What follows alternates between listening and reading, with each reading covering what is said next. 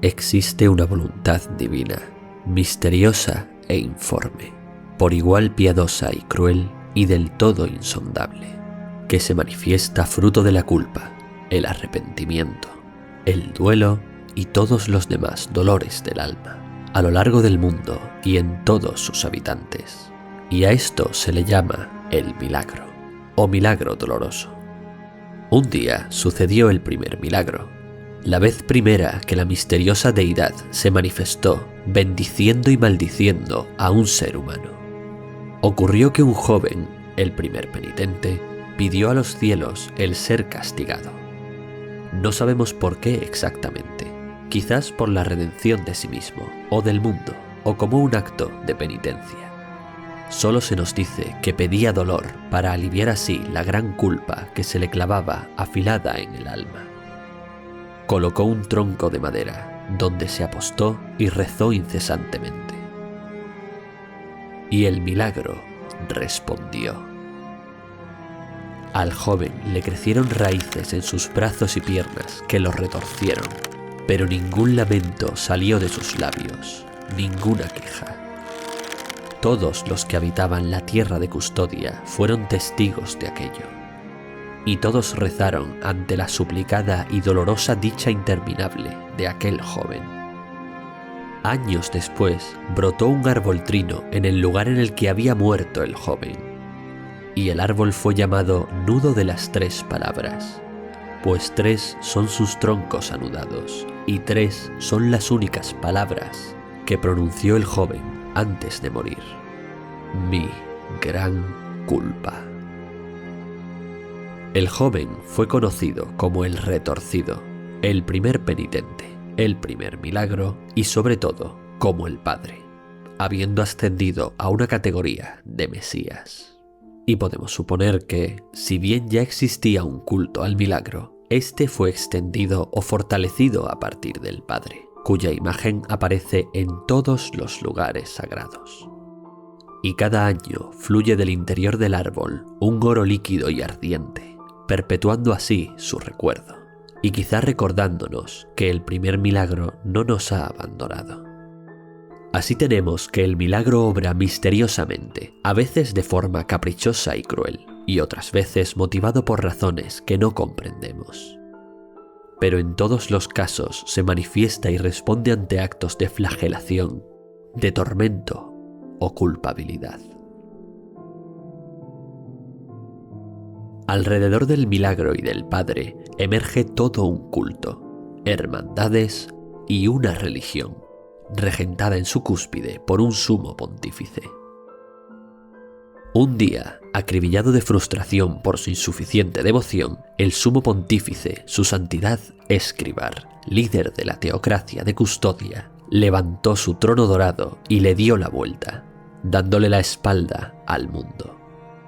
Los años transcurrieron y otro día, de repente, parecía que algo estaba cambiando en el estado de su santidad.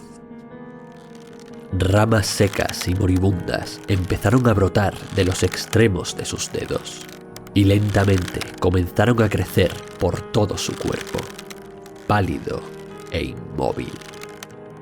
El milagro doloroso había vuelto su vista al mundo una vez más para atender en sus insondables formas la súplica de un fiel, el sumo pontífice, transformándolo en un gran árbol marchito y árido que prendió en llamas durante 90 días.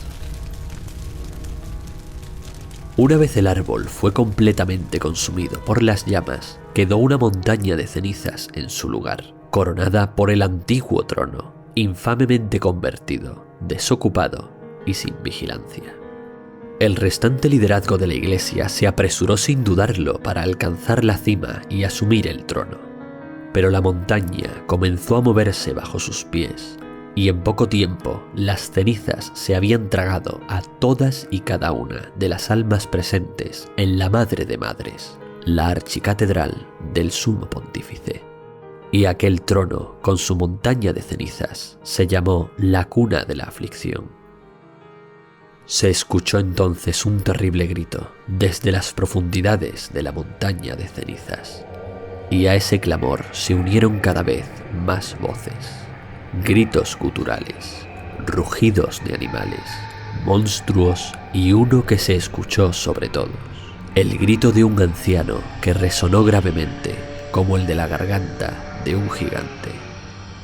Pues de entre las cenizas surgieron esas pobres almas desafortunadas que una vez habían sido tragadas y que ahora se veían transformadas en bestias horribles, deformes y sedientas de sangre, salvajemente agresivas y violentas, pero con su fe intacta.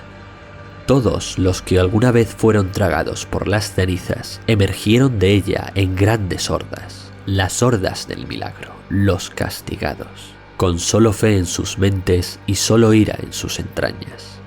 Y el viento sopló con fuerza a través de las ventanas y ranuras de la catedral, esparciendo las cenizas por custodia en densas nubes grises. Ocurre entonces que la Madre de Madres vuelve a ser gobernada por su santidad Escribar, su sumo pontífice que ha resurgido de las cenizas, como se nos indica al decirnos en las descripciones de los objetos que relatan el hecho. Se escuchó un terrible grito desde las profundidades de la montaña de cenizas, y uno que se escuchó sobre todos, el grito de un anciano que resonó gravemente, como el de la garganta de un gigante. Ese anciano no era otro que su santidad Escribar, a quien el milagro había resucitado de entre sus cenizas como una figura gigantesca y monstruosa, que fue llamada el último hijo del milagro. Y así se nos dice también que en lo alto de la montaña de cenizas, junto al trono girado, Escribar fue besado por el milagro, es decir, fue devuelto a la vida con esta ominosa forma. Por último, en la muralla de las santas prohibiciones, el espíritu de un cadáver nos dice lo siguiente: ahí está el árbol de metal que se erige como guardián del puente. Ahí está el árbol con su corteza corroída, el símbolo de la comunión final de su santidad con el milagro. La comunión final de su santidad con el milagro se refiere nuevamente a este hecho. Habla de su santidad, de Escribar, siendo transformado en árbol, como representa esa gran escultura de metal, para luego resurgir de sus cenizas y liderar la Madre de Madres durante la era del trono girado. Custodia se encuentra bendecida y maldecida por el milagro, asolada por bestias sedientas de sangre, con santos corruptos y un culto abominable, y nada parece detener el ciclo.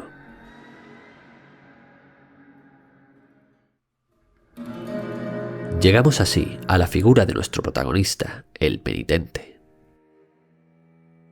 El penitente es el único superviviente de la Hermandad del Lamento Mudo. Esta hermandad rinde culto al milagro, como todas las demás, pero al parecer no es seguidora de la Iglesia imperante, de la Madre de Madres, que está bajo el dominio de Escribar. Un día, una mujer cuyo nombre no conocemos realizó un sacrificio invocando al milagro, y el sacrificio era ella misma. Mientras pronunciaba un antiguo rezo, golpeaba su pecho con la imagen del Padre, rogándole al milagro que con ella forjara una espada. La espada era mea culpa. Sus motivos no eran del todo claros, pero el mensaje que enviaba al hacer esto sí que lo era. Existe un personaje que no aparece durante el juego, pero sí en un cómic canónico que nos expande un poco más la historia de Blasphemous. Este personaje se llama Desamparados y sabemos muy poco acerca de ella. Como muchos otros, fue bendecida y maldita por el milagro, y al parecer cumple con un cometido muy concreto.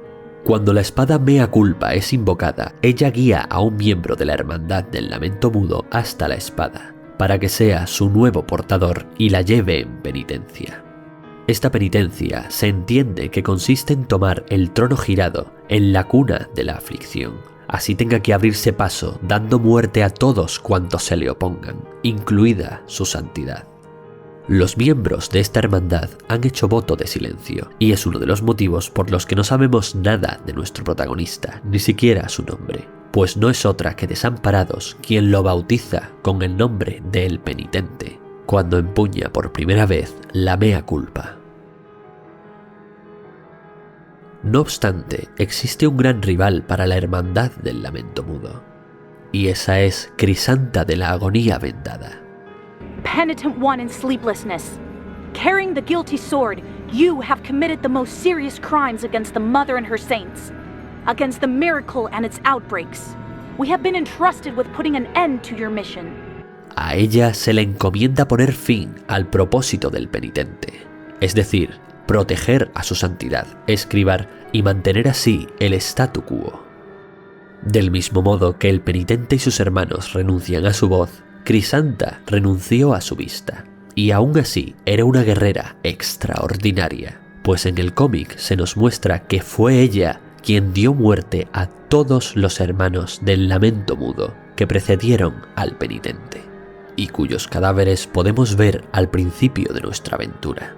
De hecho, justo antes de los eventos del juego, Crisanta se enfrentó al penitente y logró derrotarle, asesinándolo, lanzando su cadáver junto a los de sus hermanos y entonces diciéndole: «Si el milagro de veras te ha apuntado a ti, entonces te alzarás de nuevo de entre los muertos. Y si ese es tu destino, entonces nos volveremos a ver».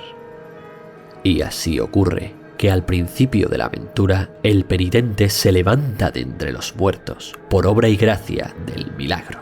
Se abre camino hasta la Madre de Madres, se enfrenta de nuevo a Crisanta, derrotándola esta vez, y llega por fin hasta Escribar. Now may your sword full of guilt with mine of gold collide. Let them hurt and march in procession.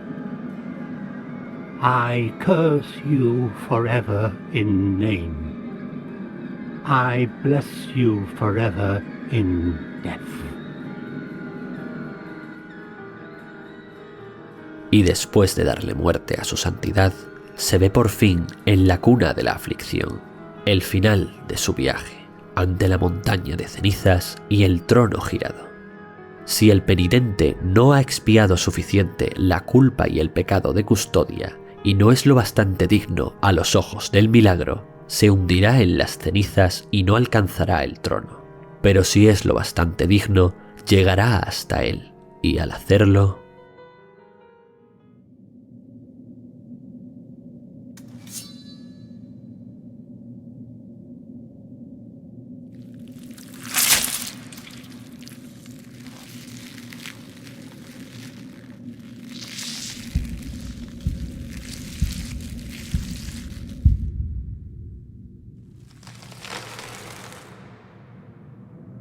cumple el mismo destino que sus predecesores.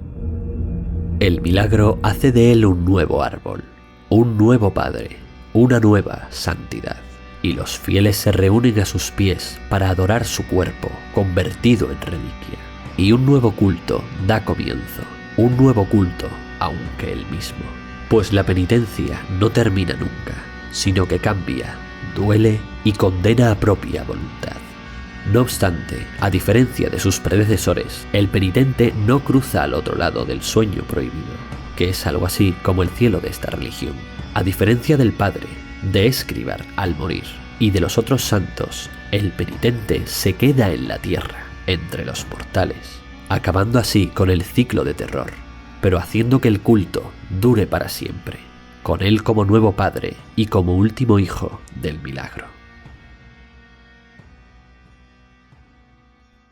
Solo queda un cabo sin atar. Al final de todo, vemos como Crisanta, que no murió al ser derrotada, sino que huyó, se acerca al cuerpo del penitente y le arranca la espada del pecho. No sabemos lo que ocurrirá a partir de ahí, y solo podemos especular. Esta es la historia y la explicación del lore principal con lo que sabemos hasta ahora. Es una historia un tanto compleja y llena de misterios intencionados, y esta narración ha sido especialmente difícil, tanto que no solo he mejorado el audio, sino que he tenido que corregir algunos errores y mejorar otros detalles. Espero que se entienda, dado que la primera versión de este vídeo fue el primer intento publicado en cualquier idioma de resumir y dar sentido a esta historia, y era muy fácil que quedara algún cabo sin atar. así que espero que ahora haya quedado todo lo mejor explicado posible. Nada más y hasta la próxima.